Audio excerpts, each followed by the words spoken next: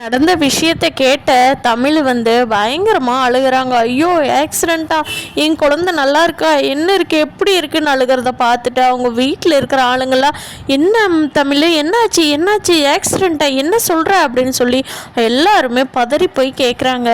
அப்போது மலர்கிட்ட ஃபோனை பேசிட்டு வச்ச தமிழ் சொல்கிறாங்க, இவங்க போன கார் ஆக்சிடெண்ட் ஆயிடுச்சு, நம்ம மீனாட்சி தான் காப்பாற்றியிருக்கா, இப்போ தான் நல்லா கேட்டுட்டு தான் எனக்கு கொஞ்சம் உயிரே வந்துச்சு அப்படின்னு சொல்லி தமிழ் சொல்லவும், பாரு அந்த மீனாட்சி தெய்வமே காப்பாற்றிருக்குது மீனாட்சி ரூபத்தில், அவங்க மட்டும் மீனாட்சி எடுத்துகிட்டு போகாமல் இருந்திருந்தாங்க, அவ்வளோதான் அவங்களோட கதி என்ன ஆயிருக்குமோ அப்படிங்கிறாங்க. அப்போ தமிழ் இருந்துட்டு, என் மீனாட்சி கொஞ்ச நேரம் அசந்திருந்தான்னா எப்படி இருக்கும், ஐயோ எனக்கு கேட்குறக்கே பயமாக இருக்கே, ஐயோ மீனாட்சி எதுக்கு இவங்ககிட்ட கொடுத்து அனுப்பிச்சுட்டனே, ஐயோ நான் குடிச்சிருக்கூடாது, எல்லாம் ஏன் தப்பு தான், 2 குழந்தையும் நானே பார்த்துருக்கறேன்னு சொல்லியிருக்கணும், அவங்ககிட்ட கொடுத்து விட்டேன் பாரு, ஏன் தப்பு தான், ஐயோ மீனாட்சி எப்படி இருக்காளோ, இனிமேல் நல்லா இருப்பாளா அப்படின்னு சொல்லி தமிழ் புலம்புறத கேட்டுட்டு அவங்க வீட்டில் இருக்கிறவங்க எல்லாமே தமிழை ரொம்ப சமாதானப்படுத்தி பார்க்குறாங்க. இருந்தாலும் தமிழ் பயங்கரமாக அழுதுகிட்டு இருக்காங்க.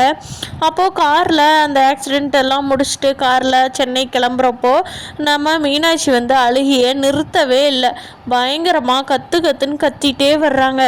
அதை பார்த்த சேதுவுக்கு மலருக்கு எல்லாத்துக்குமே பயமாயிருச்சு. ஐயோ என்ன இப்படி கத்துறா, பாட்டில் பால் கொடுத்தாலும் குடிக்க மாட்டேங்கிறாளே, பசி ஆகுது, ரொம்ப நேரம் ஆச்சு அவ குடிச்சே, ஆனால் எதுவுமே குடிக்க மாட்டேங்கிறாளே, இப்படியே இவ்வளோ சென்னை கூட்டிகிட்டு போனோம்னா குழந்தை என்னத்துக்காகும். மலர் சொல்கிறாங்க, ஐயோ குழந்தை இப்படியே கூட்டிகிட்டு போனால் குழந்தை உடம்பு தாங்காது, பிஞ்சு உடம்பு, பசியில் அழுகுது, ஆனாலும் பால் குடிக்க மாட்டேங்குது, இது என்னத்துக்காகன்னு தெரியல, அம்மா கிட்டவே இருந்த புள்ள புட்டி பால் குடிக்க மாட்டேங்குது, பேசாமல் நம்ம தமிழையும் கூட வந்திருக்கணும், இல்லைன்னா தமிழ்கிட்டையே மீனாட்சி விட்டுருக்கணும், தப்பு பண்ணிட்டோம் அப்படின்னு சொல்லி மலர் சொல்லவும், அதை கேட்ட ராஜாங்கம், என்ன மலர் அப்படியா சொல்கிற, மீனாட்சி அம்மா கிட்டவே இருந்து வளர்ந்ததுனால புட்டிப்பால் குடிக்க மாட்டேங்கிறாளோ அப்படிங்கிறாங்க.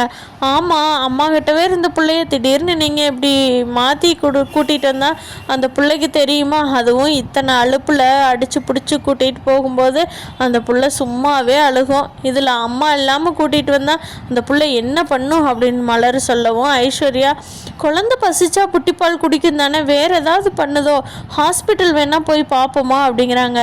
அதுக்கு மலர் சொல்கிறாங்க, ஐஸ்வர்யா உனக்கு என்னமா தெரியும், குழந்தைங்க வளர்த்துறத பற்றி எனக்கு நல்ல எக்ஸ்பீரியன்ஸ் இருக்குது, நான் சொல்கிறேன், இது தாய்க்காகத்தான் அழுகுது, ஒன்றா நீங்கள் தமிழையும் கூட்டிக்கிட்டு கிளம்பணும், இல்லைன்னா தமிழ்கிட்டையே இந்த குழந்தைய எடுத்துகிட்டு போயிடுறேன் நான், நீங்களாம் போய் சென்னை வேலையை பார்த்துட்டு உங்கள் வேலையெல்லாம் முடிச்சுட்டு வாங்க அப்படிங்கவும், சேது இருந்துக்கிட்டு, இல்லை என்னால் மீனாட்சி பிரிஞ்சுலாம் இருக்கவே முடியாது, இந்த 2 நாள் தான் நான் மீனாட்சி கூடயே இருக்கிறேன், ஆனால் நான் சென்னை மீட்டிங்கும் கண்டிப்பாக போயே ஆகணும், அதையும் தவிர்க்க முடியாது, பேசாமல் மலரையும் அழகரையும் கூட்டிகிட்டு வந்துடலாமாங்கப்பா அப்படின்னு சொல்லி ராஜாங்கத்துக்கிட்ட கேட்கவும், ராஜாங்கம் சரிப்பா, வேணா நானும் மலரும் மீனாட்சியும் வீட்டுக்கு போயிடுறோமே, நீயும் ஐஸ்வர்யா கருப்பு 3 பேரும் சென்னை விஷயத்தை பார்த்துட்டு வாங்களேன்ப்பா, குழந்தைய எடுத்துக்கிட்டு அவ்வளோ தூரம் போகிறது எனக்குமே ஏன்னா நெருடலாக தான் இருக்குது அப்படின்னு ராஜாங்கம் சொல்லும்.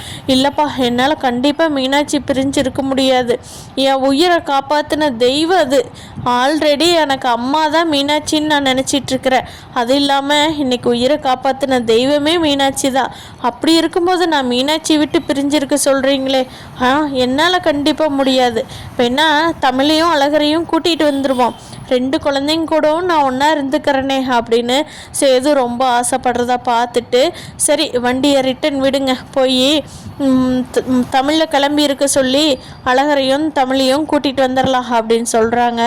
அப்போது மலர் ஃபோன் பண்ணுறாங்க தமிழுக்கு, தமிழ் நீயும் ரெடியாக, தமிழ் அழகரையும் ரெடி பண்ணு, 2 பேருமே சென்னைக்கு வருவீங்களா, மீனாட்சி உன்னை விட்டுட்டு ரொம்ப வயிற்றுக்கு பசிக்குது, பாலே குடிக்க மாட்டேங்கிறா புட்டிப்பால், ஆனால் சேதுவும் சென்னைக்கு போயே ஆகணும், ரொம்ப முக்கியமான மீட்டிங்கு, அதனால் நீ வந்தால் தான் தமிழ் 2 குழந்தைங்களையும் ஒன்றா வச்சுக்கலாம், பார்த்துக்கலாம், நான் கூட இருக்க தமிழ், உனக்கு ஹெல்ப்புக்கு பாட்டியோ அம்மாவோ யார் வேண்டாம், நான் இருக்க, உனக்கு எல்லா வேலையும் நான் பார்த்துக்கிறேன், நீங்கள் குழந்தைய பசி மட்டும் ஆத்துனீன்னா போதும் தமிழ் அப்படின்னு சொல்லி மலர் சொல்லவும், இங்கே தமிழுக்கு என்ன பண்ணுறதுனே புரியாமல் யோசிக்கிறாங்க.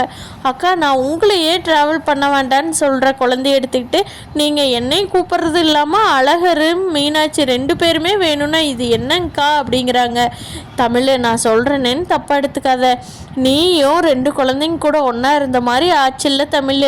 உனக்கு 2 பேர்த்தையும் ஒன்றா வச்சு பார்க்கணுங்கிறது ரொம்ப ஆசை தானே, அந்த ஆசையும் நிறைவேறும். மீனாட்சியும் அழுகாமல் இருந்துக்குவா. எல்லாமே ப்ளஸ்ஸு தானே தமிழ் அப்படின்னு சொல்லி மலர் சொல்லவும் தமிழுக்கும் ஆமாம்ல 2 குழந்தைங்களையும் நம்ம பார்த்துக்கலாம், நல்லா இருக்குல்ல 2 குழந்தைங்களையும் ஒன்றா வச்சுருக்கிறது. நம்ம ஒரு நேரம் வச்சுருந்ததுக்கே அவ்வளோ சந்தோஷமாக இருந்தது மனசு. 2 நாள் ஒன்றாவே இருக்கலாம். ஆமாம், நான் இப்போவே கிளம்புறேன் அப்படின்னு சொல்லிட்டு அவங்க அப்பத்தாக்கிட்டேயோ அம்மாக்கிட்டேயோ தனத்துக்கிட்டையெல்லாம் சொல்லிட்டு நம்ம தமிழ் கிளம்பி ரெடியாக இருக்காங்க. அப்போது காரு டைரெக்டாக தமிழ் வீட்டுக்கு போகுது. இவங்க வந்த கார் போனதையும் தமிழ் வந்து அழகரை மலர்கிட்ட கொடுத்துட்டு மீனாட்சி எடுத்து கொஞ்சம்னு கொஞ்சறாங்க. அதை பார்த்த ராஜாங்கத்துக்கு பாவம், தாய்ப்பாசன்னா இதுதான். என்னதான் நம்ம எல்லாரும் வச்சுருந்தாலும் நம்ம தமிழ் வந்து மீனாட்சி கொஞ்சறதை பார்க்குறதுக்கே கண்கோடி வேணும் அப்படின்னு மனசுக்குள்ளே நினச்சிக்கிட்டே பார்க்குறாரு. அவங்க 2 பேர்த்தையும் வெச்ச கண்ணு வாங்காமல் தமிழ் மீனாட்சி கொஞ்சறதை பார்த்துட்டு சேதுவே கண்கலங்கி நிற்கிறாரு. ஐயோ, இந்த குழந்தைய இப்படி பிரிக்கிறமே அப்படின்னு சொல்லி. அப்போது தமிழ் வந்து காரில் ஏறிக்கிறாங்க அழகர் மீனாட்சியாக. ஐஸ்வர்யாவை சேது வந்து பின்னாடி போய் உட்காந்துக்கோ மலரக்கா கூட அப்படின்னு சொல்லும்போது ஐஸ்வர்யா, நான் எதுக்கு மாமா பின்னாடி போய் உட்காரணும், நான் உங்கள் ஒய்ஃப் தானே, நான் எதுக்கு போகணும் அப்படிங்கிறாங்க. இல்லை ஐசு, அழகரு மீனாட்சி 2 பேரும் வர்றாங்க, நான் 2 பேர்த்தையும் வச்சு பார்த்துக்கறனே அப்படின்னு சொல்லவும் பார்த்துக்குங்க, நான் ஒரு குழந்தைய வச்சுக்கிறேன் அப்படிங்கிறாங்க.